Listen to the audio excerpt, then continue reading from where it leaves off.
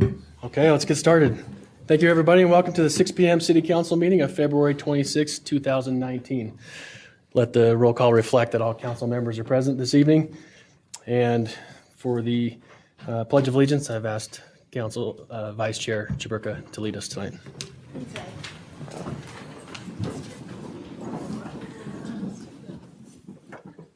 I pledge allegiance to the flag of the United States of America and to the republic for which it stands, one nation, under God, indivisible, with liberty and justice for all.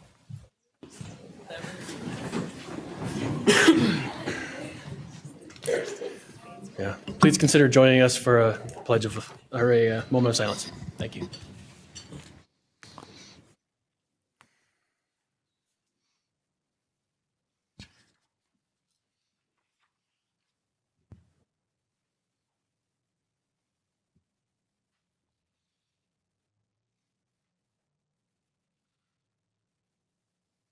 Thank you. Okay, first item on our agenda is the fun stuff, recognitions. We got lots of purple in the crowd tonight.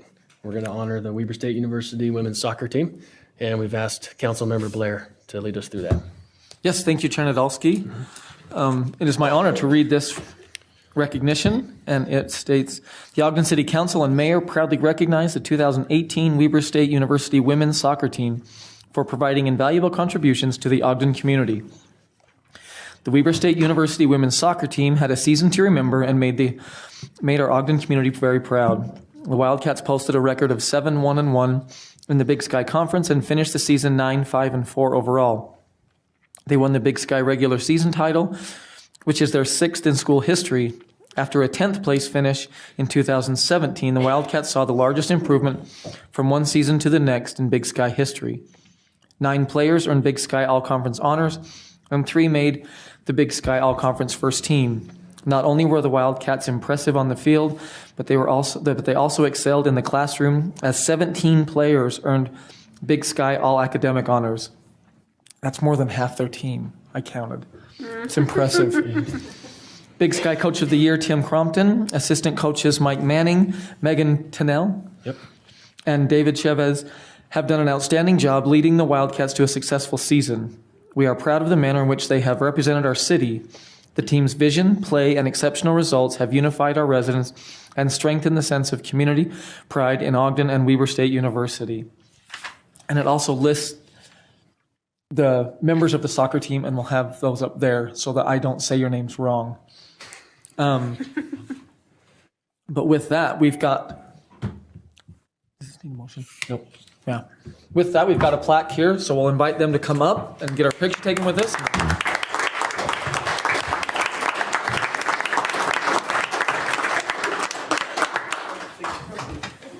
We should provide them direction for how to shake all of our hands. Yeah. Ooh, first 2 get a plaque. Yeah. Oh, and the trophy too. No, nice touch. Awesome. Hey, thank you. That's awesome. Great job. We're going to shake all your hands. Yeah, we're going to Gotta get the coach in there. What about the coach? Yeah, we don't know which way to go. Are we going this way? We're going this Can way? we get everybody to shift this way? Because we don't want to touch the microphone. We don't want to shout. There we go. Hey, we don't have to. Yeah, there. Yeah, there you go. Layers are good. I like layers. Okay. Yeah. Brandon, get the coach to come up. Which is Yeah, absolutely. Good, ladies. Good.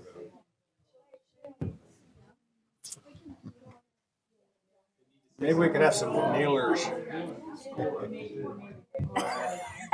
Brandon. That's great. Okay, everybody looking here. Awesome. I love it. Okay.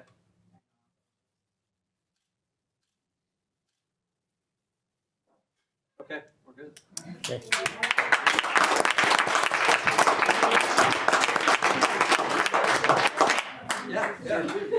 Let me just take a second and thank you for taking the time out on the meetings this evening and recognizing the girls. I can tell you that you are recognizing a group of student athletes that certainly represent our institution and our community as well, if not better than any other group of student athletes that I've had the privilege of coaching. So thank you. Thank you very much.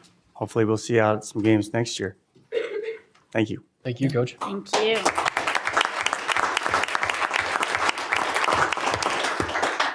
Before we let you guys go, I just saw 2 junior Wildcats, we'll call them for the night, Hazel and Millie Nadolski.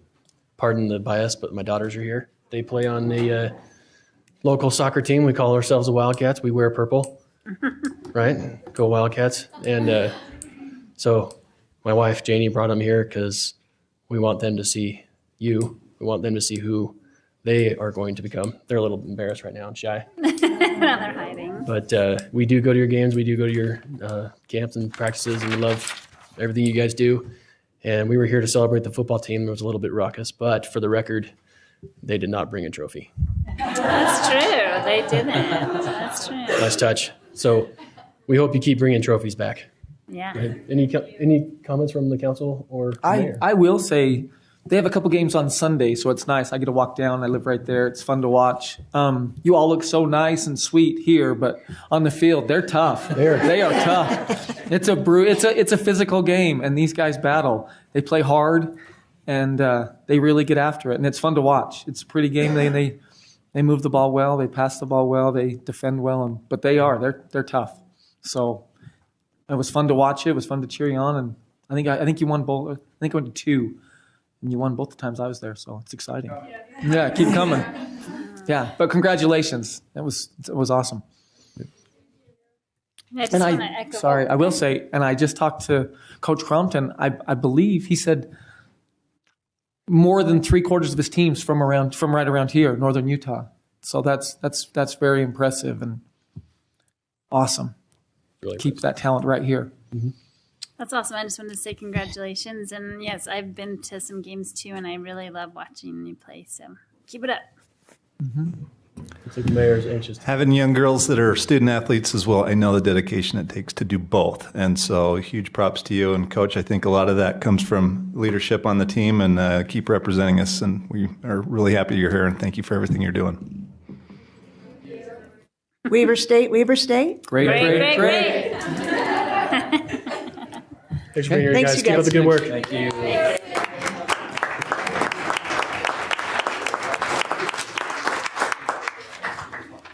I didn't think it's one this year, but I do love it. It's a really fun It's field. fun. Yeah, it's a good field. Yeah. I play a lot, and I hate to be touched. I hate to be held. I hate to be grabbed. I hate to be pushed.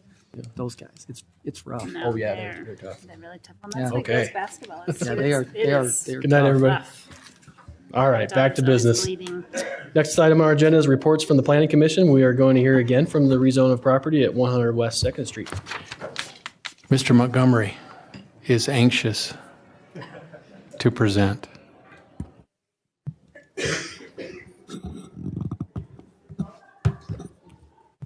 Okay. Mr. Chair and members of the council, again, as you are familiar with this, we had discussed this item before. This is a petition that had been filed to rezone the northwest corner of 2nd and Wall from R16 to R3 CO. So I'd like to explain a little bit about the proposal. Again, this is the property, as you can see outlined here. It's a long piece of property, over 700 feet long. And to give you a visual of what that looks like, it's been vacant for many, many years. So you can see these views of it. What had been petitioned was to rezone the property in order to develop 30 townhome units, which equates to about 9.5 units an acre in this property. Give you the background, as we looked at this last time, the council asked this item be continued and asked that 4 things be looked at specifically and a 5th be looked at. That was to see if the design could be revised so there could be at least 14 guest parking stalls placed on the development. Look at the garbage pickup being interior to the development rather than curbside because these are private streets, this would mean that they would have to have a garbage pickup service and dumpsters provided rather than wheeling out to the street. Also, that in the design there be something provided regarding a historic interpretation of Bingham Fort and the role of this property in that area. Also, a review of the traffic study, which had been conducted by the developer. They had hired Fair and Peers to redo a traffic study of the impact of this potential project. And then a fifth item was to look at some type of neighborhood outreach, and that was not a requirement, but a suggestion. But we'll talk about the steps that have been taken in addressing these. I think I first want to just kind of back up a little bit and talk about conditional overlay rezoning. I know there's been some questions on the council about this versus other projects and how those projects have been handled. Normally, a rezoning petition is someone asking the property to be changed from its present designation so that either broader uses or more density could be put onto the property. And the only way that happens is by asking a petition to rezone. We have in our ordinance another item called a conditional overlay.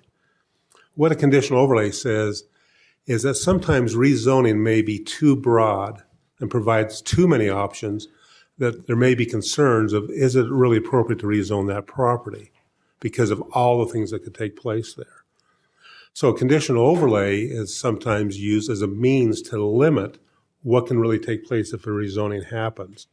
In other words, if it was zoned R3 for this particular thing, it could be a large apartment building without any height limits.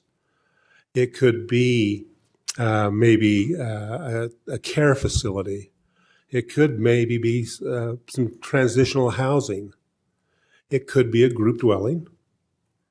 It could be maybe other non-residential uses, such as a church, a school, any of those type of things. So to try to get some control on that and to give more direction, because the property may be at a critical juncture. It could impact the neighborhood if it went one way, or may be more minimal in impact if it went another way. The conditional overlay was developed to say, we want to put limits if this property is zoned of what could actually happen. And so those things are discussed and agreements are put in place that tighten up what the normal zone would allow. We don't do this in all rezonings, but in some areas, the community plan may talk about a conditional overlay, or it may be felt that if it were not for the specific project, no rezoning would take place.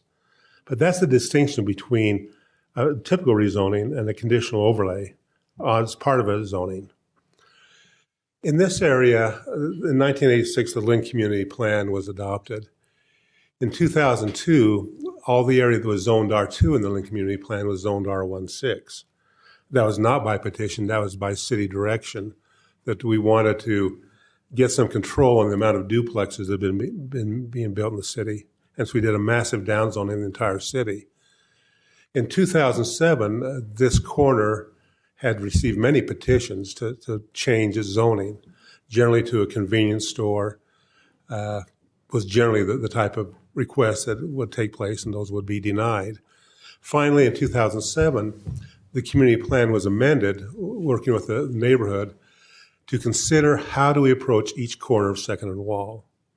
And in that plan amendment, this specific corner was noted that appropriate rezonings could be R3 conditional overlay, PI, which is a professional or institutional zone, conditional overlay, or C1 conditional overlay.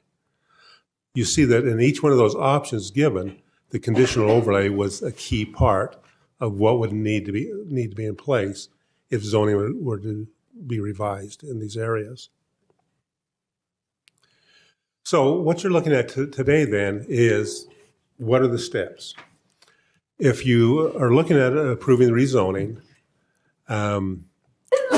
what you're looking at is a group dwelling that has a minimum or a maximum of 30 units that are developed as townhomes. Also, what happens is if that zoning is approved, then it's reviewed as a further step for actual design details as a group dwelling. And the group dwelling is a conditional use process with the planning commission that again is noticed to the neighborhood, and all the specific design details are then reviewed for compliance to the zoning ordinance, if for whatever zone the property is. Looking at impacts that the neighborhood addresses and seeing what things can be mitigated in those impacts, and then establishing the conditions of actual construction. And those are all things that worked out if the rezoning takes place, and if then the petitioner decides to move forward with the project. So there's still another step if you decide to rezone the property. So what has happened since our last consideration? On the left, you see the site plan that had been submitted as a concept plan. Since you continue this item, the developer has revised the layout and has done three things in this revised layout. One is each driveway has a 23-foot length to it now that can be used for guest parking. So where you have 30 units, you now have the potential of 60 guest stalls that can take place in front of all the units. 3 dumpsters have been located on the site to signify that they're looking at the garbage pickup taking place on site. And then the corner of Second and Wall has been dedicated basically to some type of monumentation of Bingham Fort to talk about the history, whether it be through signage, sculpture, or a variety of type of things that could take place on that corner.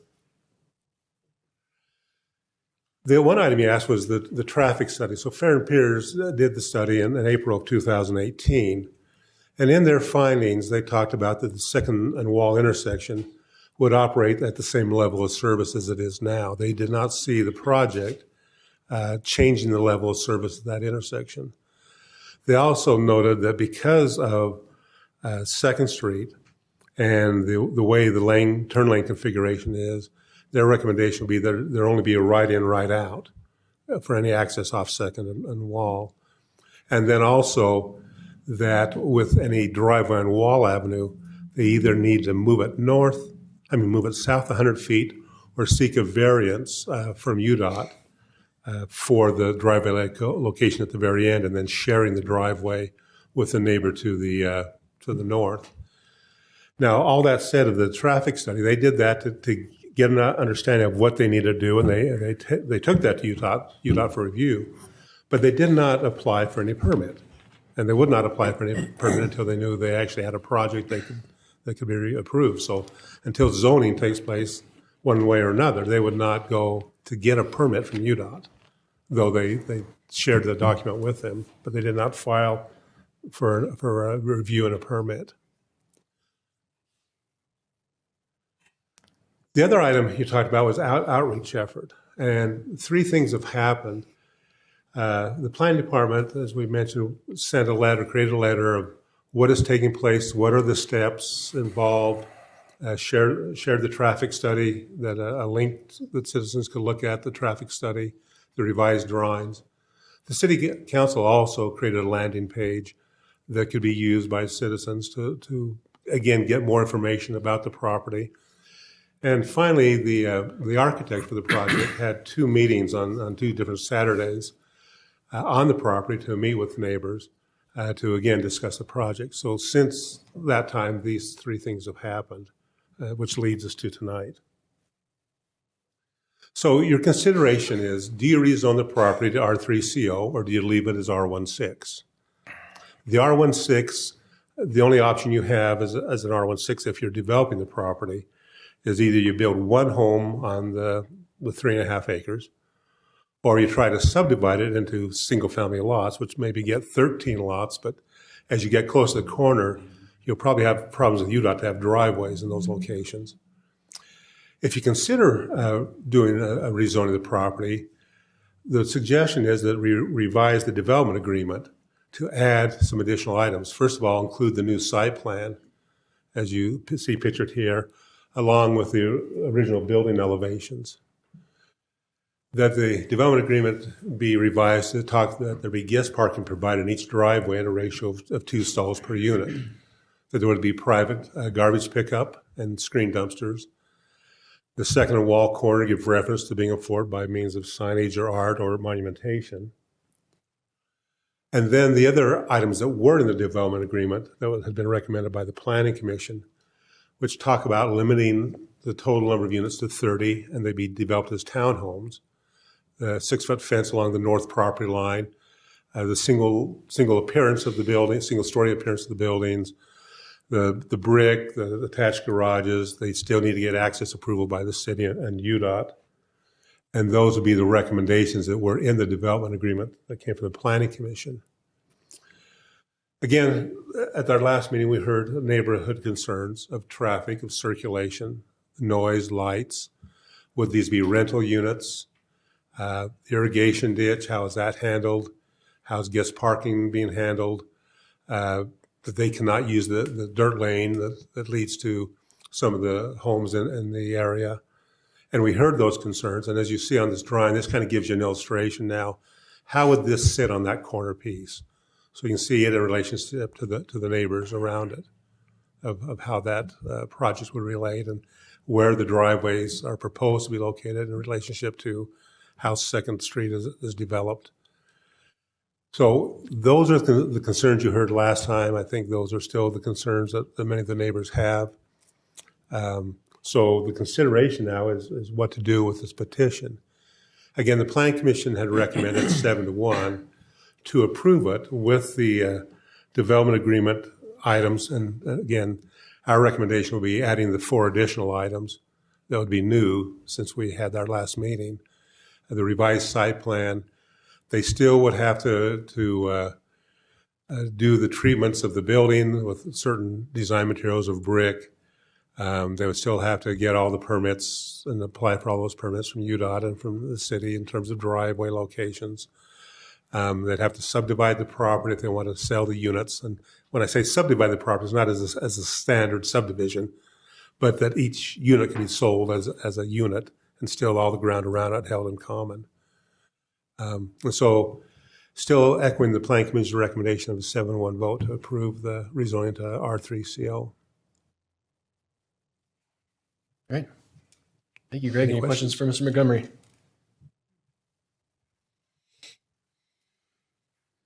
Nope. Okay. Well, last time we heard this item, we heard from the petitioner and from the neighborhood. We know that the petitioners held some meetings in the neighborhood, and we're hoping that the kind and candid tone that we had last time carries over into those meetings in here today. But I guess we're about to find out. We'll be accepting public input. So if anybody has any input they'd like to provide on this particular item, Mr. Chair, come forward.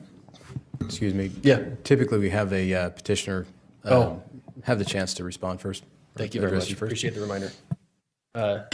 Mr. Hernandez Orozco. Thank you. Thank you. I apologize for the oversight. Thank you, Glenn. Thank you. I'm Eduardo Hernandez, and I thank you for the opportunity to express my view for this project. I had 2 meetings during the last 2 Saturdays with the neighbors, and was very each meeting was very informative and friendly. I addressed most of the questions they have. There are some issues that there are concerns that they address, but I'm unable to get it. I can make all the rules for the property, for the development, but I can't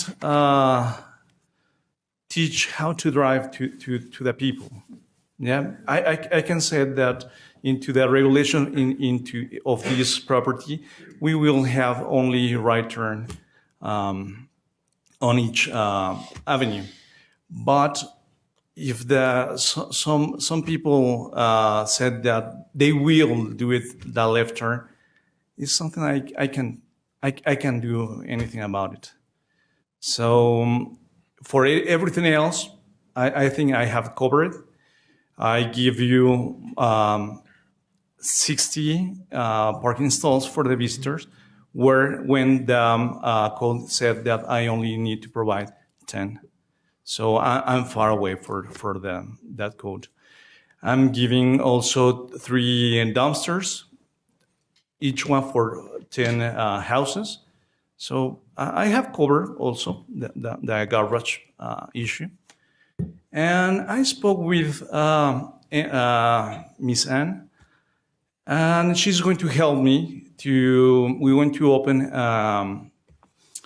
a contest, some kind of contest to make a monument or a plaque or some kind that we're going to have in the space that we're going to design as a monument historical area. Also, for the irrigation system, I have an agreement with Bob Givney. He's going to give us all the input and the resources to make this irrigation works and go through our land. So I invite you that we move forward with this. It's only the rezone. We are not sending any plans for construction, or we are not going to start next week with the construction. It's only now the rezoning. Thank you. Thank you very much. Thank you. Thank you. Appreciate your report back and appreciate your patience and good faith and cooperation. Okay, I believe now is the right time to accept public input. So if anybody would like to address the council on this item, please come forward, state your name, and limit your comments to 3 minutes. We got one mover.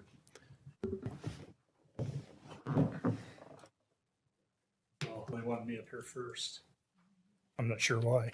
I think we're about to find out. I received, a communication from the planning division, and reading through it, it discussed the study done by Fair and Peers in 2018, where they compared South Well Street and Wall Avenue's intersection with Second Wall. Now, for one, South Well doesn't intersect Wall to the west like Second Street does all the way through.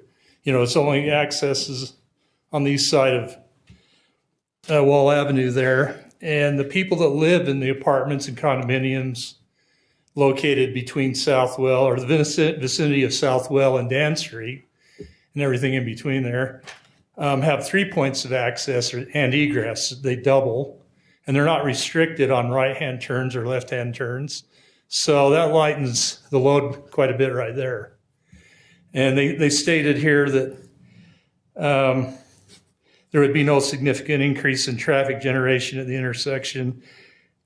And I'm just saying the study does recommend that the development have restricted access on Second Street with right in, right out.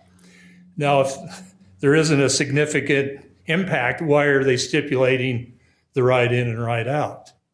I think there will be significant impact myself. That's my personal opinion, living in the vicinity, just east of Wall Avenue.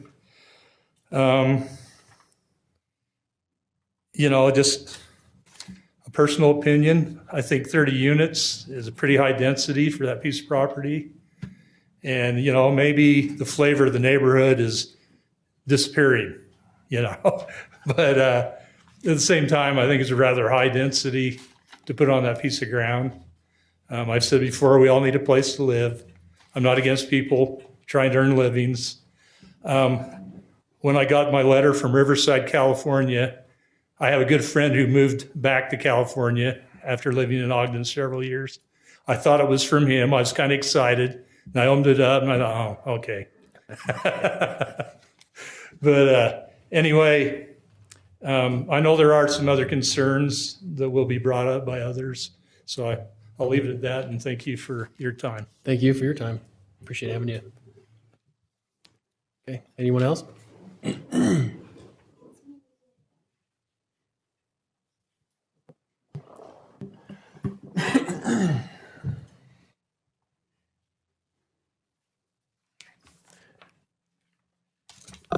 Hi again, Rick and Tammy Krieger, 159 West 2nd Street. We are all here tonight because we care. We're willing to work and advocate for what we believe is right. And we'll be honest, we don't want to see this development. And most importantly, we don't want to see more dangerous traffic on our street, but we realize this may not be realistic. I want to thank everybody on the City Council for engaging our concerns so respectfully, especially Chair Lopez. I also want to thank Mr. Orozco for his willingness to address our concerns. Each of us makes decisions every day that impact the lives of others. You as City Council members have a higher degree of responsibility for consideration of the impact of your decisions, not only for today, but for the future. We know at least two of you weren't really concerned about the impact of development and zoning changes in regards to traffic, but traffic is dangerous and can kill us. People are in a hurry, and just this year, our family had 2 dangerous incidences involving commercial and employee traffic from BDO. We also researched and found there has already been a fatal accident on 2nd Street in December of 2017. The traffic study does not take into consideration continuing development in BDO. The level of service that Monty mentioned in the traffic study, if you took the time or take the time to look at it, it ranges from A to F, A best, F worst. This is a very limited study, and it already recognizes Wall and 2nd Street as a D level or above. And the Southwell intersection at the worst possible. This is exactly what all the residents are looking forward to in the development, along with us neighbors. Important points. This will limit egresses to right turns only, which will require U-turns to travel on 2nd Street. That will be right at the school crosswalk, okay? How much more traffic is projected onto 2nd Street from continuing BDO? So we encourage you to not approve the request, because if you do, you will be creating increased risk for all of us that live there and all of us that travel. So thanks for your time. Thank you. Appreciate seeing you again.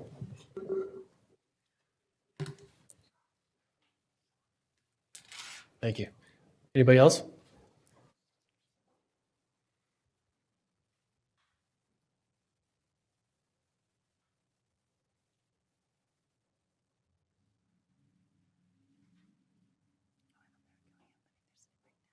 Oh, okay.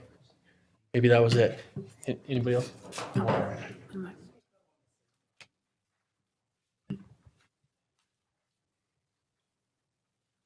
Please state your name clearly. My name is Scott Ralph, and I'm trying to catch up with my heart. It's bouncing, all these people. It's scary. It's scary. So, and I don't like seeing this. Is there anybody here? Thank you. Thanks, man. I've lived across the street from this project for 65 years. I grew up there. I'm there. And I used to fly my little kite, my little Jolly Roger kite in that little area. And I can appreciate somebody wanting to develop this property, and I believe it should be developed. I'm concerned about the density of the property. There's going to be an access on Wall Avenue and access going through that onto 2nd Street. And what I've noticed in the mornings, because of the DDO traffic and the school people taking their kids to school, that from we'll just say around 7 o'clock in the morning. I live probably 100 feet from that access on the north side where they're proposing the access. Traffic will be packed up to almost that, trying to make a right turn onto 2nd Street so they can go to DDO and to take care of the kids. And I'm talking anywhere from somewhere in the 7 to 8 hour. And my concern is And I would do this because I do it when I come down 2nd Street, West 2nd Street, and the light has cars backed up because they're trying to make a left, and there's an access over to Southwell. So I take that, get over onto Wall Avenue. Well, I believe that's what's going to happen on Wall Avenue at 7 and 8 in the morning. People are going to say, oh, I'm in a hurry. I got to get through this to get onto 2nd Street because there's a lineup of cars here. I think they're going to be maybe not thinking as clearly because they're in a hurry. If they have 30 units in there with who knows how many kids, that's just going to be more kids to be not watching what they're doing and crossing to go to school, and somebody coming through that little side street might be a danger to the community that way. I'm trying to think, I'm all nervous here. I appreciate that they found a way to accommodate visitor parking. And that's 2 driveways with visitor parking for all those units. And they said 66 maybe. But when people throw a party, sometimes there might be 20 cars. I don't know that people are going to want individuals parking in their parking spots. Appreciate your feedback. We've run out of time, but all right. I gave you a little extra time because you were nervous to begin with, and I appreciate it. So yeah, that's my concern. Okay, sorry. Thank you. Thank you. Appreciate hearing from you tonight. Okay, is there anybody else? Okie dokie. Looks like we're done receiving comment. Any feedback from the council or more questions for staff? I have a couple of questions. Mm-hmm. So, and maybe they're for Greg, if you could. So what is it? It's currently zoned now as R something. R16. R16. Correct. So no commercial development could go on there? Correct. And if we reduced, my other question then is, if we reduce 1 unit, what does that typically mean as far as traffic? So let's say we reduce it to 29. What does that mean as far as cars per day or something? Generally, there's 2 different standards for a single-family detached home. Generally, standards are about 10 trips per day that would take place from a single-family home. As you attach units, generally you get maybe 8 to 9 trips per day. There's a slight decrease with townhomes versus single-family detached, but not a lot of difference. So you may talk 8 to 10 trips a day with 1 unit being reduced. And I know that these are just another quick question. So I know that these are concepts as far as a drawing, but I noticed sidewalks that were in there. Correct. And so that is not currently there now, correct? Or is it? No. No, there's no sidewalk. On Wall, I guess. Is that? No, or on Second. On No, Second does have sidewalk, but Wall doesn't have sidewalk. So I was trying to get an idea. So if it's not so much the unit reduction as it is going to reduce the trips. I mean, what will go there anyways if we did how many? Let me ask you another question. How many units could we put on that if it was just R1? If it's R16, we estimated it could be 13 lots, 13 single-family homes. So double the trips. So 300. I'm just trying to think. Well, 13 about 130 trips a day. 130 extra trips for 13, a day. Yeah, for 13 So dwellings. it really doesn't reduce it that much from what is currently zoned now, I guess, is what I'm asking the question, because we're worried about traffic, but in reality, somebody could put 13 houses there, and there's still going to be increased traffic. Okay. Correct. So there's still going to be a problem of traffic, is my point of that. So I'm trying to reason in my head what that means. No, I get it. One thing I noticed from the feedback, I think it was the Kriegers that mentioned we're looking at this proposal. We're trying to find some ways to mitigate some of the concerns, of course, while being reasonable. And one item I think is that's way beyond the scope of this proposal tonight, but it's something that we ought to keep in mind from the bigger picture is the impact from further development of the BDO. I mean, that's a much bigger issue that we ought to be mindful of in light of decisions like tonight, but also with other decisions like tonight's. So that was something in the traffic that the traffic study addresses what's here local, but we need to be as Right, we decision can't makers make thinking the bigger and decision in a longer. vacuum, Yeah. correct? Well, to me, it feels, I mean, this is just part of my own philosophy as well, is to Thanks, be Greg. living Thanks. closer to where you work would mitigate some of that traffic concern if you lived in the We would hope so. out there. Mm-hmm.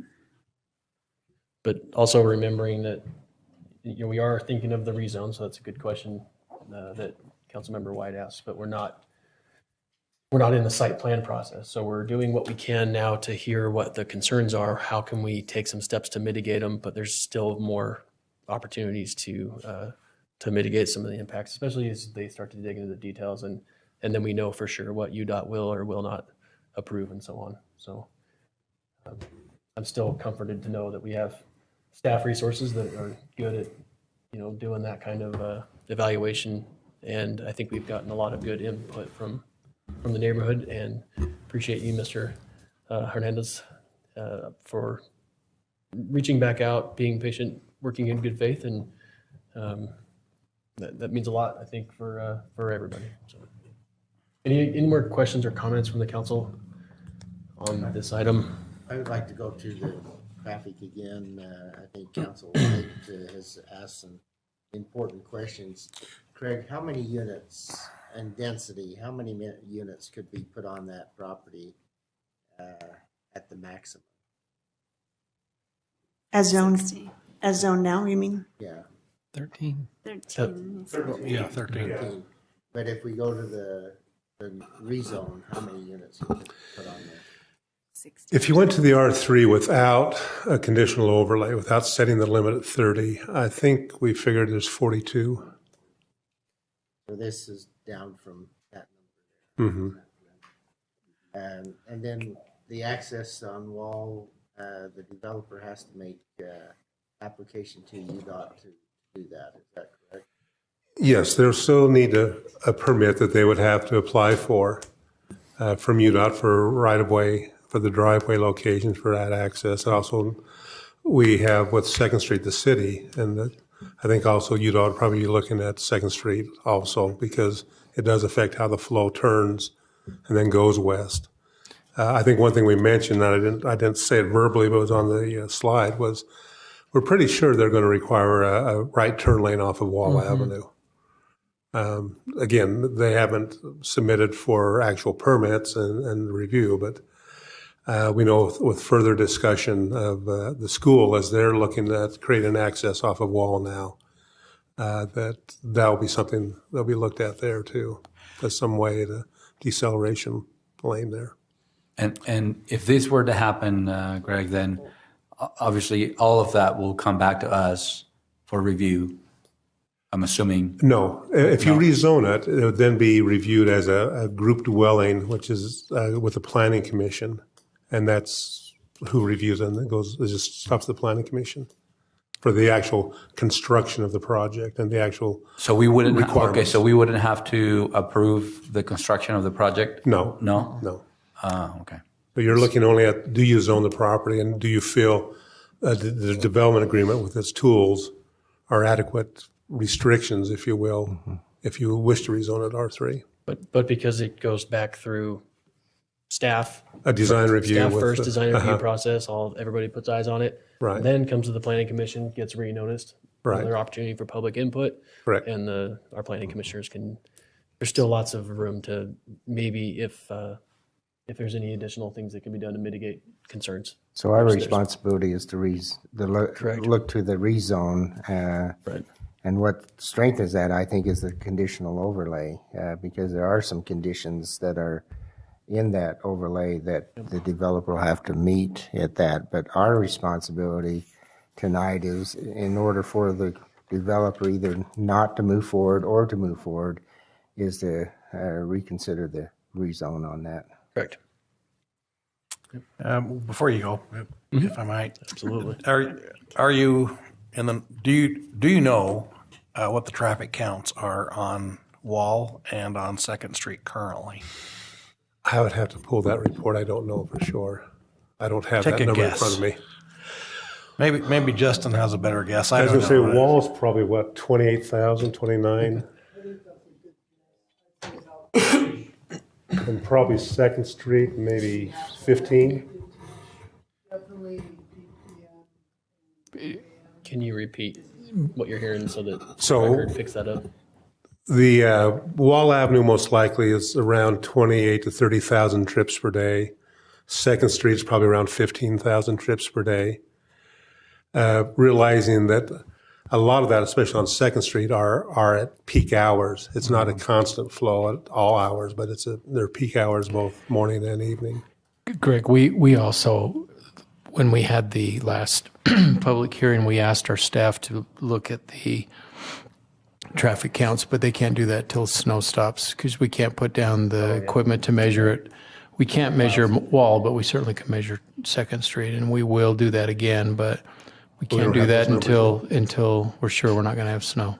I just expected it to be a pretty high number, and I'm not quick at doing math in my head, but I'm thinking this is way less than 1% increase. I mean, it was like 1/10 of 1% increase if I do the math right. So, I guess I don't wish to diminish the concerns of the neighborhood, but it really isn't much of an increase. It is really where it might come from out of BDO or some of those other, feeders from around there. So that's what I wanted to, I was just curious as to, I don't need accurate numbers. I just needed to know about what it might be. So. Okay.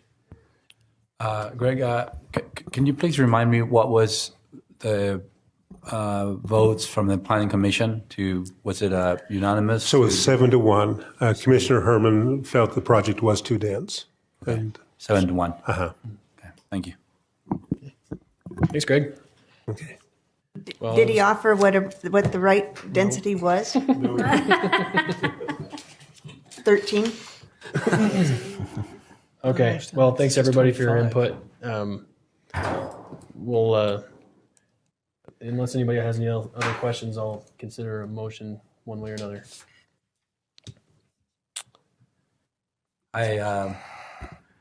Is it possible to ask the petitioner another question, Chair? Yeah, we have that discretion. Yeah.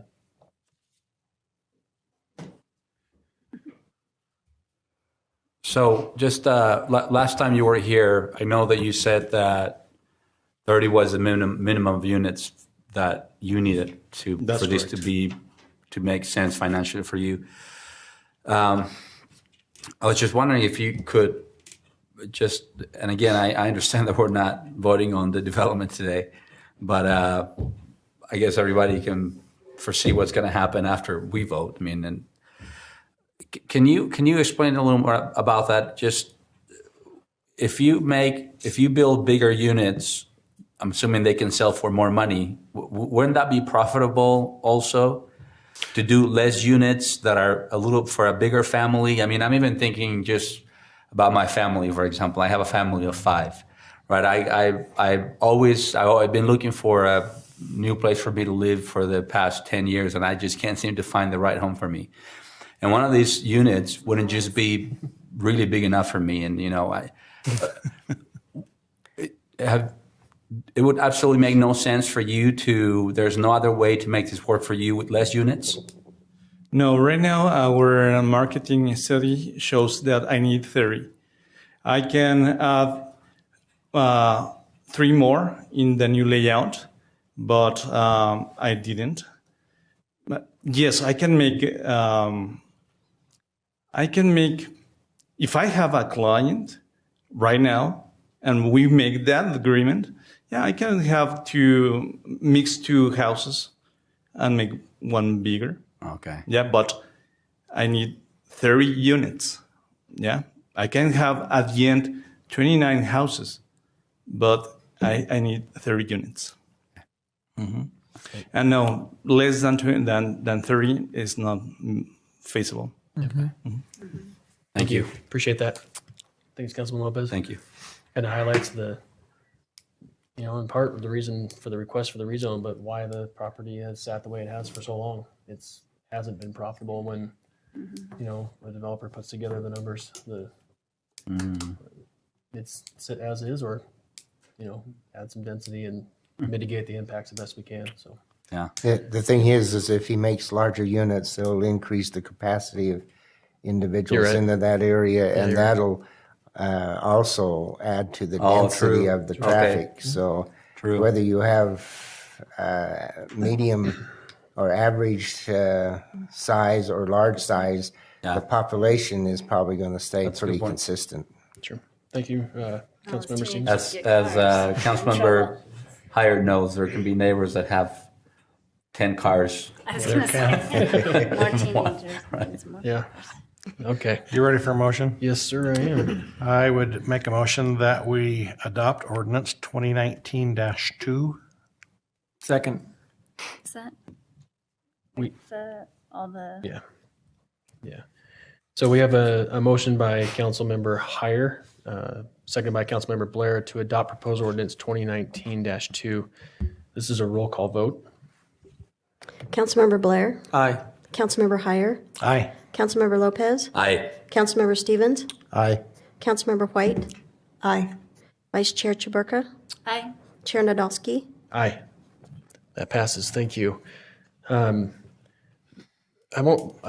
I think the council would agree as a whole. We appreciate the feedback you guys have given us along the way. We hope as you've come here that you felt like your feedback has mattered. We are in a place where we do need to take action in one way or another. For me anyway, I'm heartened by the fact that there's still more opportunity for you to remain engaged. I hope the steps we've taken have mitigated some of your concerns, at least to some degree. But I do believe that we have kind of set the proposal in a trajectory that we hope is better than we found it when we started. And appreciate you guys giving us insights and input along the way. Appreciate your candor and your kindness. It isn't always that way, and we always appreciate that. And of course, to the petitioner, we really appreciate your good faith efforts. Of course, reaching out to the neighborhoods is not something that we could require, but we certainly appreciate you did so in good faith. And we hope you all have felt that you've been heard, and we certainly appreciate your contributions. We hope you appreciate doing business in Ogden, and we hope you continue to appreciate living in Ogden. Chair Nadolski.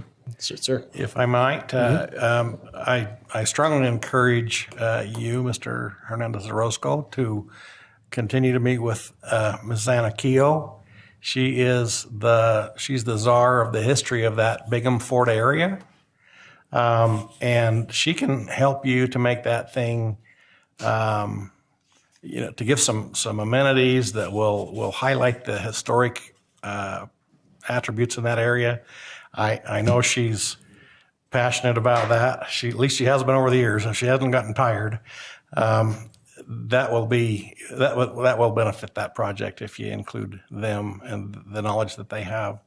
And thank you so much for having that little open house on the corner, and thank you, citizens, for your input, and make a good project.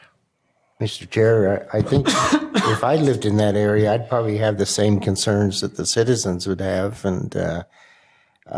but as being presented to the council, we had to either look at it as a rezone or not a rezone.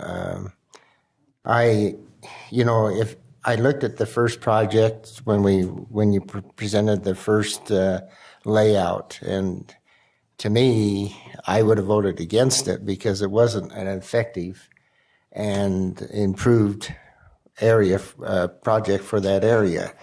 We gave you some concerns and some things to think about and to work on, and you came back, and I believe the concerns have been met, but it has improved the project considerably. We have more parking for visitors. We have the dumpsters to take care of the necessary items there. But the other thing is that you were not required to reach out to the citizens. But if you want a successful project, those are the ones you need to work with. And I commend you for reaching out to the citizens and listening to them. Traffic is what it's going to be. It's going to increase more and more, even with normal growth in Ogden for even Wall Avenue and possibly even 2nd Street. But those are the things that I look at. But if you would have kept with the same plan, I would have voted against that because it wasn't a viable project for us to look at that. Okay. Anybody other comments? All right. Well, thank you everybody for everything you've done to contribute and everything you're going to do to continue to contribute to the fabric of the neighborhood. Certainly appreciate it.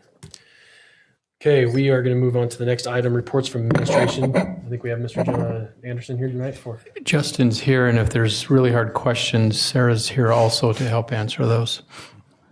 Ouch. He's going to. Yeah, we've invited Sarah to the front to join us. Chair Nadolski and members of the council, thank you for this opportunity to come meet before you and present the opportunity of approving a resolution to adopt wayfinding signage that we've been working on in the transportation master plan so that we can implement it before the sesquicentennial event that's going to be taking place May 9th here in the downtown. As you can see on the monitor here, I'm going to lean over. This is something that we have been working on with the transportation master plan that you are all familiar with, and we had a draft given to us, and during this master plan we had a steering committee. It even involved I believe Glenn Symes from the council staff, and was aware of some of the signage going on since that time, because we have not brought the transportation master plan. It has not yet been completed. We are trying to bring this forward now for adoption. We have met both engineering, planning, Sarah with the Convention Visitors Bureau. She's also worked to coordinate this county-wide, and also our marketing team to vet and to figure out the right locations, and also to take the proposals that was done by the consultant working on this and to try our best to implement them. And there are some tweaks that we have taken and wanted to recommend as well, though that they are very minor. So, anyways, this is what the kiosk looks like. So yeah, here we go. Whoops.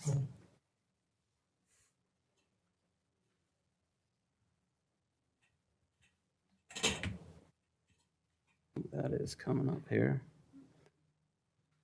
So yeah, so one of the things that the consultant did for us is they provided us with a map, and it pointed the public interest that we had as with the transportation master plan. As you can see, the density of the public interest is in the downtown. And so as we put together a plan on where to place these, now this is not actually the location of the signs, but this is the locations of the interest points that the consultant provided to us. And we worked very hard to take all this into consideration and to provide a product at the end of the day will direct people where to go and to specific locations in the downtown, also from the locations coming into the city. This is also, it should be noted, something that we were working on in doing in phases. So this first phase will be more downtown driven in preparation of the sesquicentennial.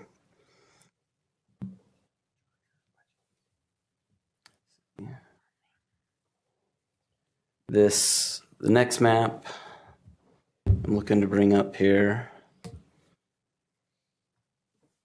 There we go.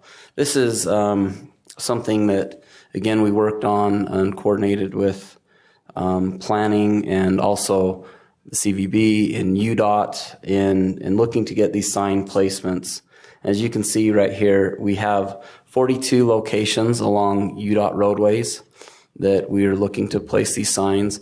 Also, it should be noted that in the UDOT right-of-way, they have some different standards than what we would need to follow, being the state road, and so we're make sure that those signs and modifications of those signs meet all of their standards. We also are proposing 18 wayfinding signs on Ogden City roads. We have 16 parking locations that we want to identify, and also 13 kiosks for pedestrians. Justin, a real quick question. Yeah. So when you say UDOT roads, do we have to get special permission from UDOT? Yes, so we will work with them. It is within their right-of-way, and so because it is their right-of-way, we have actually went and met with them to make sure that everything from how the post is put into the ground to make sure that the lettering size meets their requirements, and also the location. We want to make sure that we coordinate and we don't have signs put in locations that deflect away from some of their other signs that they have, whether it is speed limit signs or crosswalk, mid-block crosswalks, things of that nature. So yeah, and it's also good to get their recommendations and you know, are they seeing things that maybe we are not seeing as well? So. But we vetted like hundreds of locations, and as you can see, and we've marked and prioritized them. The other thing that we've tried to do with these locations is to make sure that they work in connection with each other, and so that's been a long process of going through and making sure that they all integrate together. And then here I'll bring up some pictures of what the signs will look like.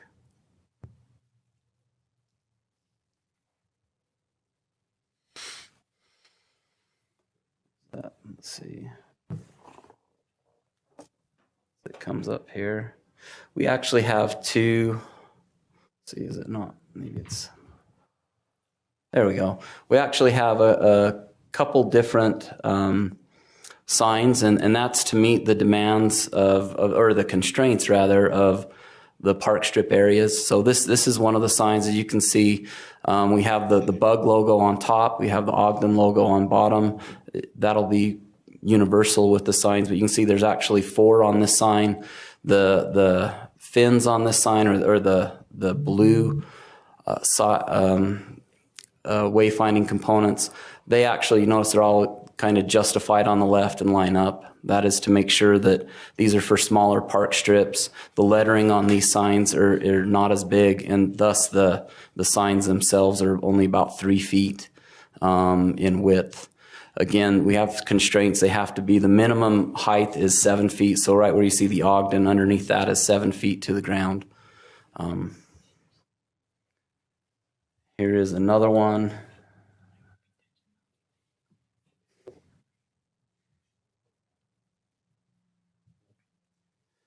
As this loads up, this sign will be more indicative of what will be in the UDOT right-of-way. Again, the blue wayfinding components are about 5 feet wide. The letters are 10 inches high. Again, we have the Ogden bug and the Ogden logo on the bottom. Again, these are for motorists only. The kiosks, which I'll show next, are mainly for pedestrians. So.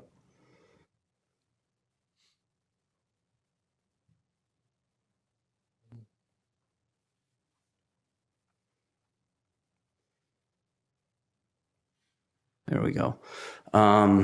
So these kiosk signs, again, we're taking the old Crossroads of the West signs that we've had. We're repurposing them, but the map itself is going to be about 4 feet tall. Just these, you can see these white dots here on the locations, just to give you an idea how big those will be. Those will be about 1 inch in diameter. So they should be, it might look small here, but as you're in front of it, it should be very easy to read. And again, the purpose of these is to get people, specifically pedestrians, around the downtown. Also, you can see at the top up here, like the top will state kind of the destination where you're at. So if you're at historic 25th Street, that'll kind of mean like, hey, you're here. And then if you're trying to get to the amphitheater or say the junction, it'll direct you as a pedestrian on where to go. And this meets all of our branding elements. That's something that we worked really hard on, making sure that we were consistent with the branding of the city. And the final sign that we will be doing is the parking sign. Again, these are just round. They got a P on them to symbolize parking. So we, it's not coming up. The other thing that we have with these is we've tried to make like the bug and the Ogden logo. We'll be getting some proofs. We'll be using some rusted out steel. They'll be gapped such that they'll give a 3D element to them. And so, especially in the downtown, that'll look very artistic. Now, in some areas that maybe we don't have as many pedestrians or kind of on the outskirts of the city, we could also use just an aluminum reflective sign for the bug and the Ogden logo as well. So, any questions? Any additional questions? We had a good chance to ask you questions about these in the work session. Yeah. And I know I've got Sarah Tolliver and Daniel behind me, who's also done a lot of work on this, if they have any. I just have one quick question. Yeah. There's a couple of signs that are already up along Harrison and or maybe on 26th Street. I can't remember. Will you replace those, or are those part of the phase 2? Yeah, so there might be some sign locations that will be implemented now with phase 1, but as we implement more, they very well will probably be replaced. Okay. And one of the things we've also tried to be careful of is the shock of suddenly implementing these downtown. We felt just backing off a little bit. I still think there's going to be plenty of shock when they first start showing up. I think they will look good. And something we can be very proud of this product. But yeah, so it'll help people get a little more used to them throughout the city as well. Some shock's probably good. So too much, not so good. Right. So you're planning to get started when, in March or April on this? So to be able to meet timelines to have these up, the Sesquicentennial is, I believe, May 9th. And so we would like to have these all up really before May.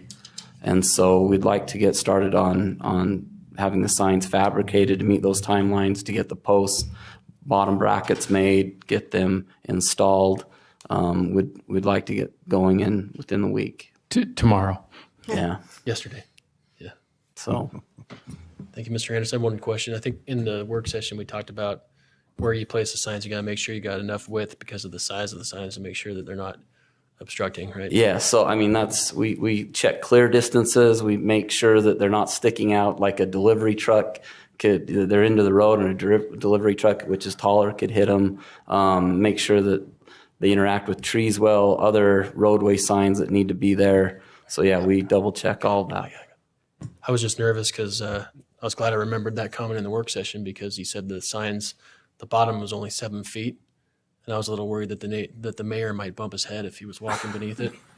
So I appreciate my bike. Yeah, no, just walking. Yeah, so we will make sure as long as he's not riding in the park strip, he should be okay. Thanks. Thank you, Justin. Mr. Mayor. Can I just make a quick comment? I want to thank Sarah and her committee. Sarah's been banging away on this for 10 years, and we moved their cheese significantly. We knew this was coming up. We knew we had this big group coming in, a once in a generational event with the Sesquicentennial, and I want to thank engineering and planning for all the work that they've done.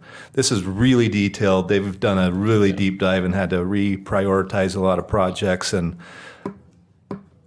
I never heard them complain, although I'm sure they did when they got back to their offices and drilled Happy into to do this. it. But so we really appreciate the hard work and the heavy lift that you guys put together to make this possible. So thank you very much, and thank you, Sarah, for helping to shepherd this. Thank you. Thank you, Justin. Thank Daniel. Sarah. Okay, we've any other questions before we consider formal action on that item? Okay, I'll entertain a motion if. Chair Nadolski, I propose that we adopt Resolution 2019-6. I second it. We have a motion by Councilmember White, seconded by Councilmember Stevens to adopt proposed resolution 2019-6. This is a roll call vote. Councilmember Heyer. Aye.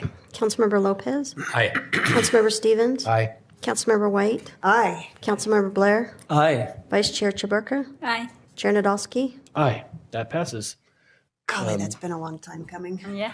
I think that was the first thing Sarah said to me when I met Yeah. her. Nice job, you guys. Thank you. Just another example of the amount of work that goes in between the times we see items a ton. So appreciate what all you guys do on the administrative side. Okay.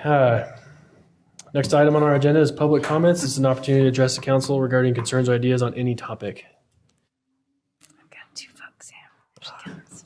And I failed to introduce that we have a planning commissioner, Angel Castillo, with us tonight, who also wishes to address us. Hello, Angel Castillo. I'd like to thank the council and everybody involved for approving the last project this evening. Housing is never an easy thing to do because someone somewhere is going to be upset, and it's a really tricky balance to keep a character of a community, yet look 10 to 15 years into the future and find out where we need to be and where people are going to live. So on that note, I would like to follow up. I know that I've spoken to some of you with regards to the ADUs and tiny homes and inclusionary zoning.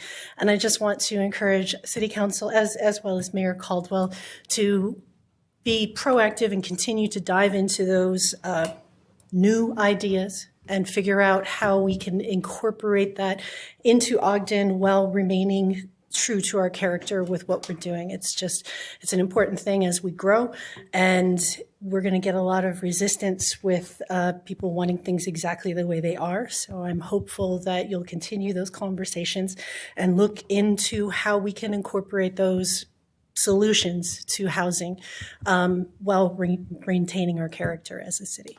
Thank you. Thank you. Thanks. Anyone else?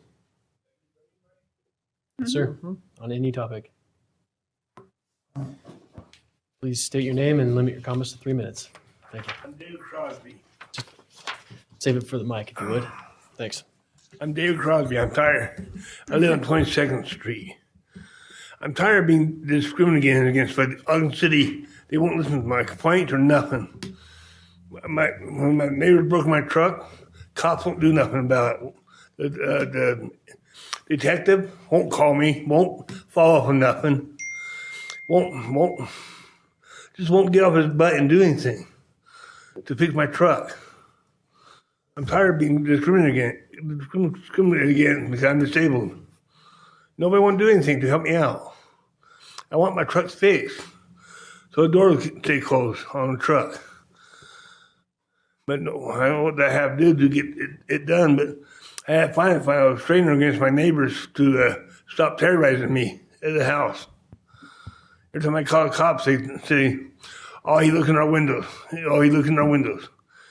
Finally, the cops that said, "File a restraining order against, and no contact order against them." And just like I'm not getting no satisfaction in it by law. Law not protecting me at all. I want to know what I have to do to get you guys to do something about it. So can I get any help to help protect myself, fix my truck? So if you're finished with your comments, we can address it after you're finished, if that's all right. Yeah, that's okay. Okay. I'm tired of being discriminated against. Nobody wants to listen to me because I'm disabled. Okay. Thank you. Okay, anybody else wish to address the council this evening? Yeah, I think, Mr. Mayor, were you? I'm just going to respond to that. Mr. Crosby, we'll have the chief look into that. Our understanding is it's a civil issue, but we heard you and we'll look into I it. met with you guys 4 times already. Nobody acknowledged I'm even talking about anything. You just don't contact me or nothing. Okay. We're going to wrap up here not too long. If you want to hang a little bit longer, we can talk about that afterward. On the item that Ms. Castillo brought up as well, that was something that we discussed in our leadership meeting. We're thinking of it's going to take a while to discuss all of the items, but we're putting together a plan for how we can talk about each issue and how they address the housing issue as a whole, but making sure that we give due attention to each item individually as well. Chair, I've been playing tag with Mrs. Costello on that issue. I did a little research on my own after we had some input about that. I have a relative that actually makes those tiny homes, and so I looked into, I called him and Conflict of interest. to see what's practical and what's really going on with and where it's happening, and love to chat with people about what I found out. Yeah. It's got some obstacles, but it also has some potential. So Sure. Yep. Look forward to it. Okay. Okay. Any other comments from the mayor? Nothing to add at this time. Thank you. Okay. Additional comments from the council?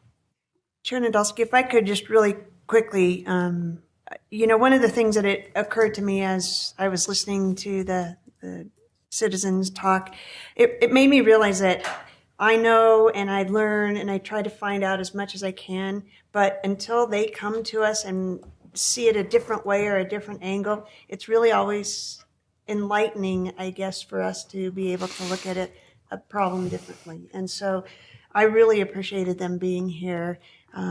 Your comments of being patient with us, both from the developer and from the citizens, was very helpful because we were able to dig into it further and find out more. So it's always great when there's more involvement from the community because we learn as well.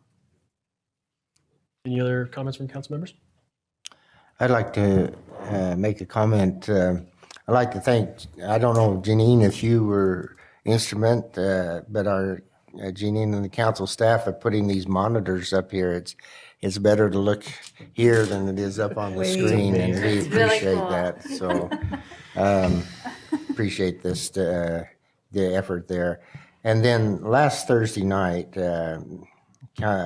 Chair Ben and I, we both went over to the Ogden School District, and they, the Junior League and Chair presented the resolution there at their meeting, and they passed the resolution on bullying, anti-bullying. And that is a joint resolution that was combining not only Ogden City, but Ogden School District.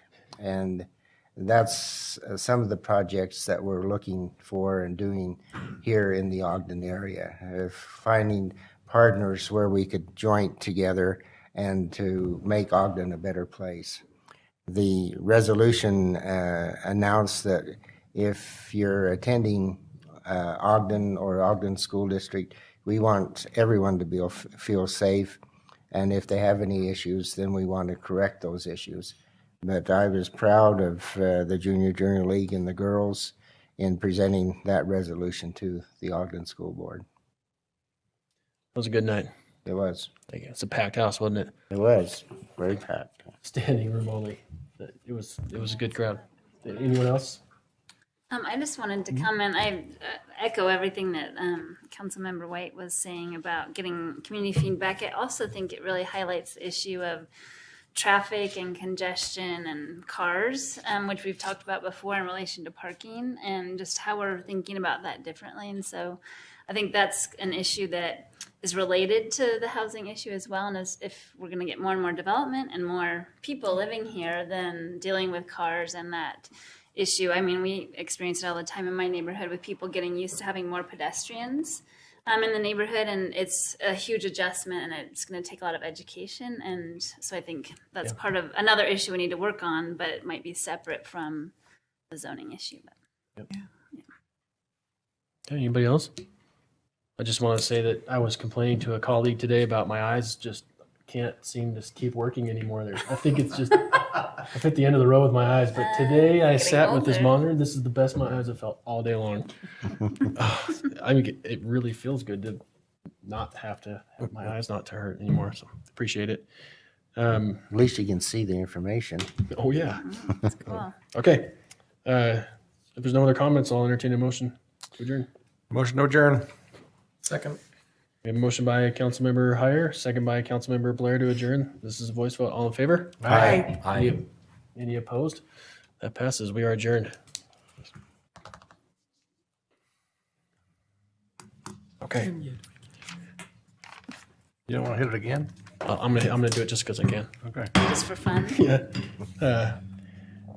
Thank you and welcome to the Special Redevelopment Agency meeting of February 26th, 2019. Let the roll call reflect that all board members are present. First item on our agenda is reports from administration. I believe we're joined by Mr. Cooper to discuss the Airport Community Reinvestment Survey area. Welcome. Thank you. I appreciate being here. Thanks for waiting for me all night. Thank you for waiting for us. It's good stuff. That wayfinding is good stuff. I'm excited about that. I'll be brief. Tonight's request is the adoption of Resolution 2019-1, which designates the airport survey area. The boundaries for the survey area is before you on the map. It consists of all the property that is inside, all the airport property that's inside the Ogden City boundary, as well as some property to the east across Airport Road, as well as property to the north across Hinkley Drive. That map's a little askew. I'm sorry. I had to get it to fit. So as you know, the designation of a survey area is the first step in the creation of a community reinvestment project area. And it directs the administration to study the area as to whether or not one or more project area plans would be feasible in the area. As you also know, in 2015, we conducted a feasibility study on the airport to look at what the future uses of the airport could be and should be. And in that study, it calls out a number of things, but primarily commercial air service, commercial related businesses such as MROs and FBOs, and also things that would be uniquely positioned to support the mission of Hill Air Force Base. So that's the premise in which we want to study this area, is to look at those three things that the feasibility study called out and to see if we can create some opportunity there. We're still working on the base value. Generally, I like to kind of set the tone for this type of exercise, but given the nature of the airport with leases and commercial property and tax-exempt property, we're still working on that with the county. So that'll be something that we'll study in terms of the activities we do under the project area plan work. We anticipate that there could be up to $400 million worth of development activity based on those categories that I just mentioned, and we're still working out the duration and those kind of things. So tonight's merely the designation of the survey area and the authorization that you give us as staff to do the analysis. Any questions? Thank you, Mr. Cooper. Any questions? Of course. Of course. Yeah. I have a couple of questions. The first one is, can you just run through your timeline of, a survey area, then what, and then what, and then what happens? So if the resolution, I anticipated this question. Did he pay you money to do that? That was pretty good. That was funny. Brendan knows that very well. Yeah. We've done this a couple Only of times, 5, right? 6 years. That's called a Freudian slip, in case you didn't know, man. Yeah. Excellent. Well, thanks to Janine, she actually put these dates together. So and knows me well as well. Yeah. Based on tonight's action, then obviously we would work towards some of these dates. It is a lengthy process with some public notice periods, but if you all approve, then we'll get right to work, and we could be having a hearing on the 7th of May. And do you send out notices as well on the last part or at the beginning of the survey? We've sent out notices. Sorry. And then as we create the plan and provide that for public review, we'll send out other notices. It'll be noticed through traditional means, and then we'll have a public comment period here. Okay. Any other questions that Brandon can step to the next? I don't have any secret slides, so I have a comment. Oh, go ahead. The Ogden Airport is, to use some analogies that I'm familiar with, is a rare uncut gem. And that was one of the things I ran on when I first ran for council, is to make that airport really work for the city of Ogden. It's a great amenity, and doing this is really great. It's going to attract some rare uncut gem cutters to come and make this airport valuable. And I am so looking forward to this. I'm happy about this. Thank you. Thank you. Good comments. I can't even touch that. I know he's a jeweler and a pilot. Yeah. And a pilot. I mean, how are we going to be able to match that? I did have a That's right. question, but it really can't live up to what Rich was just saying. It was poetic. I was just going to ask if you had already talked with our partners at all about some of this work, or that's part of the process? That's part of the process. So we're really careful not to get ahead of the statutory requirements, because then that puts us in jeopardy later on. But we've been talking about redevelopment at the airport for years. The feasibility study was telegraphing some of those things. Our friends on the advisory committee, our airport users, they all know that things are changing at the airport, and the goal is to get as much input and feedback as possible to make those changes as beneficial as possible. And so that's the process that we're asking for authority to do tonight. Right. I appreciate your comment. That's something that the airport's something that we've been talking about for years. Yeah. I mean, at least for recent years. The airport hasn't been talked about enough years. We do have an opportunity there. We have potential. We have an asset that needs attention, and appreciate you bringing this here tonight so that we can get started on, evaluating it and looking into it, study that, right? Thank you. Thank you. For all the years that I've been on the council, the city has subsidized the airport, and now we have an opportunity of making it a profitable situation. And these are the few steps that are moving in that direction. And I echo what the chair said, and also Councilman Heyer. I believe there is great potential out there, and it will impact and affect not only Ogden City, but Weber County and the surrounding communities. And so it is an item that will have great growth and opportunities there. Totally agree. Look forward to hearing more. Thank you, Great, Mr. thank Cooper. you. Maybe he has a slide for that. Okay.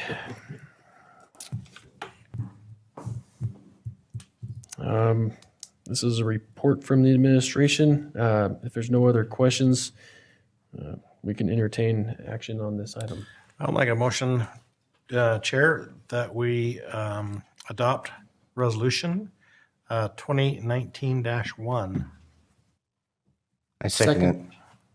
We got dueling motions. We've got some excitement for this item. Yeah. We have a motion by Board Member Heyer, second by Board Member Stevens, to adopt proposed resolution 2019-1. This is a roll call vote. Board Member Lopez. Aye. Board Member Stevens. Aye. Board Member White. Aye. Board Member Blair. Aye. Board Member Heyer. Aye. Vice Chair Chaburka. Aye. Chair Nadolski. Aye, that passes. Thank you, Mr. Cooper. Before you go, we hear stories about how maybe this form of government might work in other cities, but, can be hostile. But your example where you've got that, what question's coming, it just shows that we have a partnership and we are in sync. We talk about these items a lot, and that was also really entertaining. Thank you for that. Okay. Public comment. This is an opportunity to address the board regarding concerns or ideas on any topic. Seeing no movement, any comments from the executive director this evening? Quickly, it was good comic relief. Cooper typically provides that in different fashions in other meetings, but we appreciate your support, and I want to give a shout out to Brandon and the CED group. This has been years and years and years of work to try to find ways to bring other opportunities in there. So we really appreciate everything you guys have done to support this. And again, big shout out to you, Brandon. Thanks for everything you've done to put this together. Comments from board members? Yahoo! I'm happy for this day also. I think that's going to be, it has been a long time. And if you've ever gone out and taken some flying lessons or something, and gone around to some of the regional airports around, Ogden's airport is really cool. It is a gem. It really is. So it's really exciting that we're going to do something that's got a little bit more traction, I hope, than what we've done in the past. So Yahoo! It's my celebration. It's We'll see what the survey results say. Survey says. Anybody else? Okay. Well, thank you, everybody. I'll entertain a motion to adjourn. motion adjourned. Second. Motion by Board Member Hires, second by Board Member Lopez to adjourn. This is a voice vote. All in favor? Aye. Any opposed? That passes. We are adjourned. Thank you, everybody. I'll second. Okay.